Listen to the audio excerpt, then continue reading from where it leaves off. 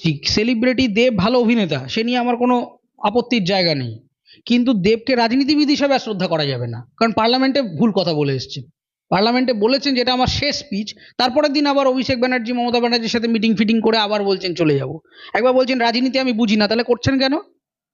আপনি একটা জিনিস বোঝেন না রাজে, আপনি এমন একটা জায়গায় চেয়ারে বসে আছেন যেখানে আপনার হাত দিয়ে লেজিসলেশন পাস হয়, আপনার হাত দিয়ে পলিসি পাস হয়।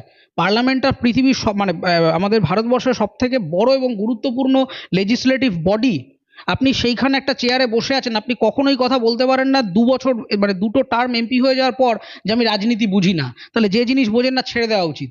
আমি চিকিৎসা বুঝি না, আমি যদি এখন মেডিকেল কলেজে গিয়ে বলি আমাকে একটা ওপেন হার্ট সার্জারি করতে দিন, দেবেন? আমি তারপর রোগী মরে গেল, আমি বললাম না আমি তো ডাক্তারিটা বুঝি না মশাই, এমনি করে ফেলেছি।